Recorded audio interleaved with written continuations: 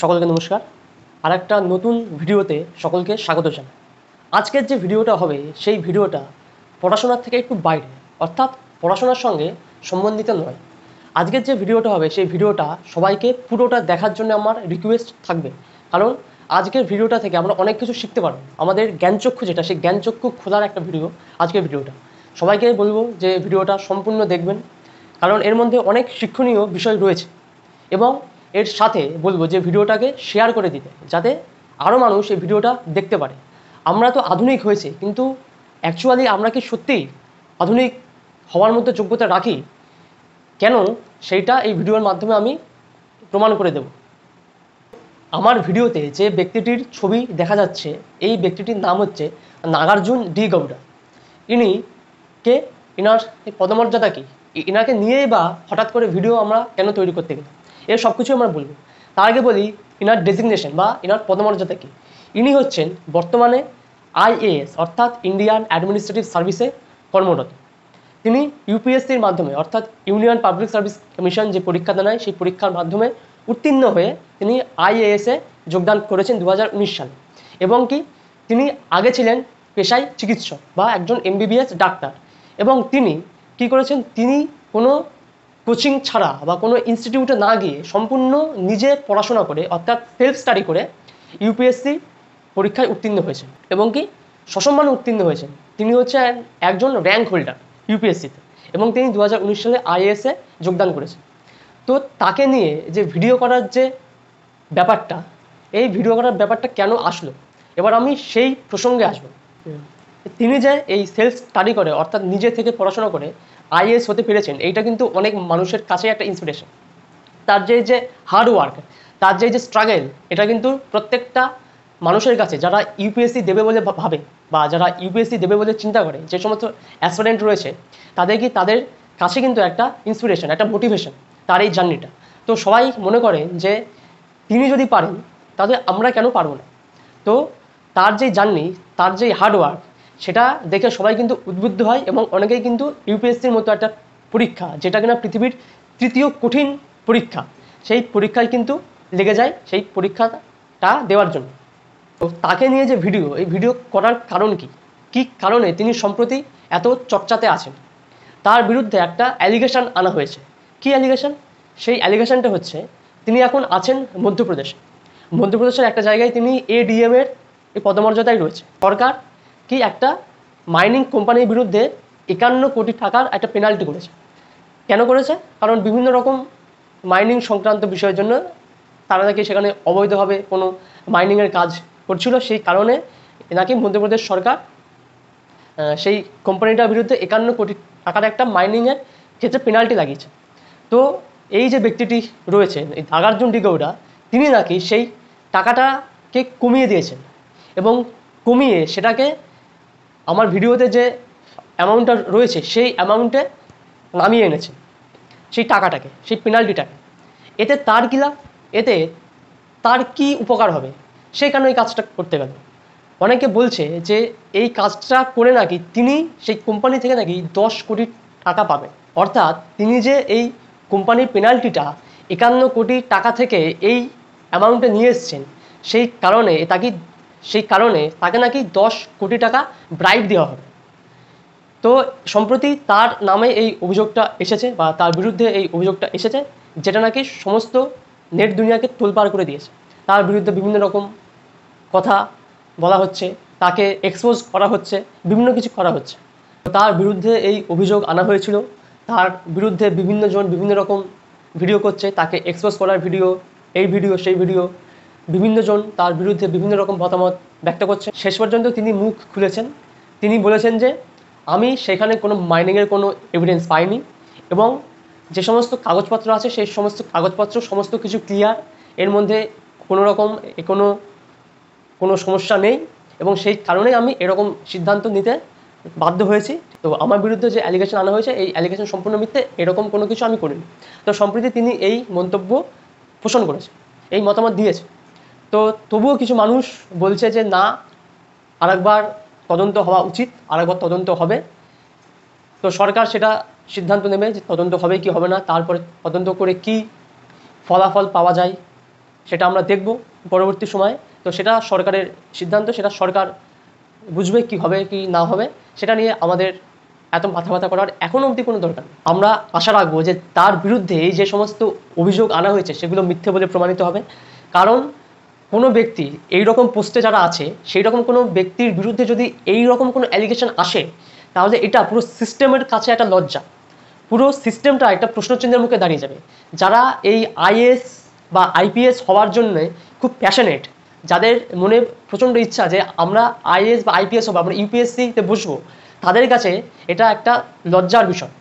যদি এইরকম কোনো কিছু ঘটে থাকে তাহলে তাদের কাছে আইএএস আইপিএস এদেরকে আর সম্মান করার কোনো ইচ্ছেটা থাকবে না। আইএএস আইপিএস এদের যে কঠোর পরিশ্রম, এদের যে অধ্যাবসায়, এদের যে তপস্যা, এইটার প্রতি মানুষের আর শ্রদ্ধা থাকবে না, মানুষ এটাকে আর সম্মান জানাবে না যদি এরকম কিছু ঘটে তাহলে।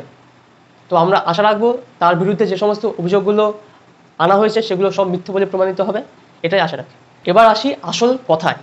তার এই বিরুদ্ধে যে অভিযোগটা আনা হলো, সেই অভিযোগটা কেন আনা হলো?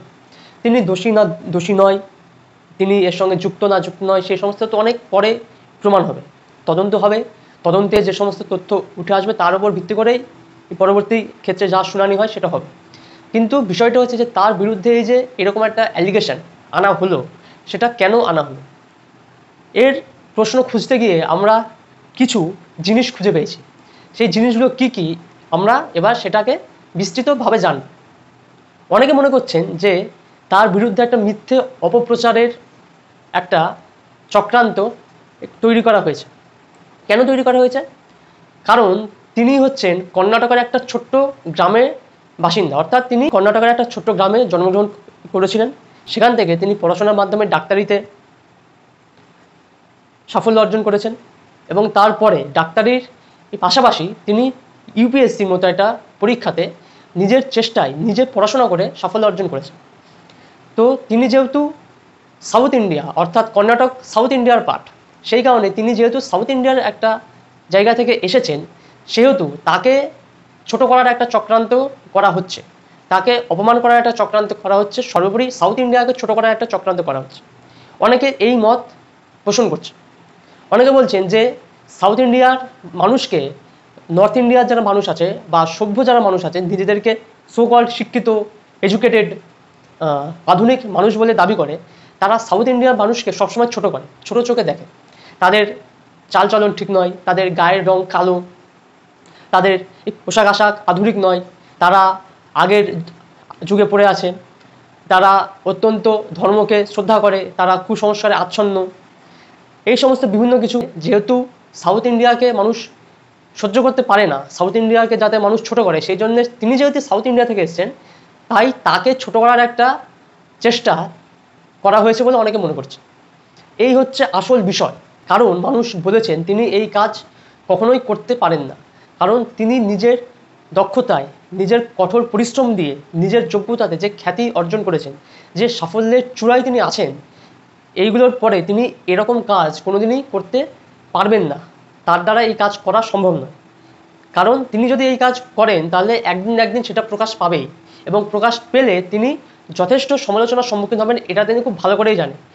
সেই কারণে তিনি এরকম কাজ কোনোদিনই করবেন না, অনেকে এইটা মনে করে। এবারে আসি ভিডিওর শেষ পার্টে, অর্থাৎ আমি কি ভাবছি বা আমি কি বলতে চাইছি সেইটা সম্বন্ধে। আমরা অখণ্ড ভারতের দাবি রাখি। আমরা দাবি জানাই যে ভারত আগে যেরকম অখণ্ড ছিল, ভারতকে আবার সেই অখণ্ড ভারতের রূপ দিতে হবে। আমরা এই নিয়ে খুব হইচই করি, সরকারকে জানাই, এটা করি সেটা করি, বিভিন্ন কিছু করি। কিন্তু আমরা সত্যিই কি অখণ্ড ভারত পাওয়ার মতো যোগ্যতা রাখি? আমাদের সত্যিই কি যোগ্যতা আছে অখণ্ড ভারতে বসবাস করা? কারণ আমাদের কাছে বর্তমানে যেটুকু ভারত রয়েছে, সেই ভারতকে আমরা বিভিন্ন ভাগে ভাগ করে দিয়েছি, উত্তর দক্ষিণ পূর্ব পশ্চিম বিভিন্ন ভাগে। এবং যারা একটু শিক্ষিত, যারা একটু পড়াশোনা করেছে, যারা একটু ধনী, যারা একটু মডার্ন বলে নিজেদেরকে দাবি করে, তারা যে সমস্ত অঞ্চল আছে ভারতের এই সাউথের দিকে, ইস্টের দিকে যে সমস্ত অঞ্চল আছে, সেই সমস্ত অঞ্চলের যে সমস্ত মানুষ, তাদেরকে প্রতিনিয়ত ছোট করে, অপমানিত করে। তারা বলে যে তাদের কালচার ঠিক নয়, তারা পড়াশোনা জানে না খুব বেশি, তারা আধুনিক নয় আমাদের মতো। এই নিয়ে তাদেরকে বিভিন্ন রকম খোঁটা শুনতে হয়। আমরা যে বলছি যে আমরা অখণ্ড ভারতের দাবি রাখি, আমরা আধুনিক হয়েছি, আমরা উন্নত হয়েছি, আমরা কি সত্যিই উন্নত হয়েছি? আমরা যদি নিজেদেরকে প্রশ্ন করি তাহলে আমরা কি তার সঠিক উত্তর পাবো? উত্তরটা হচ্ছে না, আমরা সেই সঠিক উত্তর পাবো না। এইটুকু ভারত নিয়েই আমরা যদি ভারতকে এত ভাগ করে ফেলি তাহলে অখণ্ড ভারত নিয়ে আমাদের কী লাভ? কেন আমাদের এই অখণ্ডতা? আমরা বলতে পারি না যে আমরা শুধু ভারতেরই অধিবাসী, আমরা ভারত মায়ের সন্তান, আমরা এইটা এখনও বলতে পারি না। সেটা বলার ক্ষেত্রে আমরা ভারতকে বিভিন্ন ভাগে ভাগ করে দিই, তাদেরকে তাদের কালচার দিয়ে, তাদেরকে তাদের শিক্ষা দীক্ষা দিয়ে, তাদের খাবার দিয়ে, তাদের পোশাক দিয়ে, তাদের আদব কায়দা দিয়ে জাজ করি। আবার আমরা চাই যে আমরা অখণ্ড ভারত। আসলে মূল সমস্যাটা হচ্ছে আমাদের মধ্যেই। যতদিন না আমরা কোনো মানুষের আচার আচরণ, আদব কায়দা, পোশাক, খাবার দাবার, রুচি ইত্যাদি এই জিনিসগুলোকে যতদিন না আমরা বাদ দেবো, এগুলোকে নিয়ে সমালোচনা করা যতদিন না আমরা ত্যাগ না করব, ততদিন কিন্তু আমরা সঠিকভাবে উন্নত হতে পারবো না। এবং আমাদের মধ্যে যে অখণ্ডতা সেটাও কিন্তু বজায় থাকবে না কোনো দিনই, আমরা যদি এগুলোকে বাদ না দিই। তো ভিডিওর উদ্দেশ্য আমার এটাই ছিল যে একটা মানুষকে সঠিক শিক্ষা দেওয়া বা মানুষকে একটা দিক দেখানো যে কেন এই সমস্ত সমস্যাগুলো হচ্ছে আমাদের চারপাশে। সেই কারণে যদি ভিডিওটা ভালো লাগে তাহলে ভিডিওটা শেয়ার করবেন অবশ্যই। আমি জানি হয়তো এই ভিডিওটাও শেয়ার কেউ করবে না এবং এই ভিডিওটাও কোনো ভিউজ পাবে না অন্যান্য ভিডিওর মতো। এখানে যদি আমি অন্য কোনো রকম একটা ভিডিও করতাম তাহলে হয়তো মানুষ এই ভিডিওটা অনেক বেশি পরিমাণে দেখতো, সেটাকে কমেন্টও করতো, সেটাকে লাইক করতো, সেটাকে শেয়ার করতো, বিভিন্ন কিছু হতো। যেহেতু আমি এখানে একটা কাজের কথা বলছি, আমি বাস্তব সম্বন্ধে কিছু একটা বলতে চাইছি, মানুষকে একত্রিত করতে চাইছি, একটা সঠিক দিশা দেখাতে চাইছি সমাজকে, সেই জন্য এই ভিডিওটাও শেয়ার হবে না, এই ভিডিওটাও ওই রকম কোনো ভিউজ পাবে না। তো যাই হোক, ভিডিওটা এইটুকুই ছিল। আজকে ভিডিওটা এখানেই শেষ হচ্ছে। আপনাদের ইচ্ছা, যদি আপনাদের মনে হয় যে না ভিডিওটা থেকে কিছু অন্তত শিখতে পেরেছি, মানুষের কোনো কাজে লাগবে ভিডিওটা, তাহলে শেয়ার করবেন, নাহলে শেয়ার করবেন না। নমস্কার।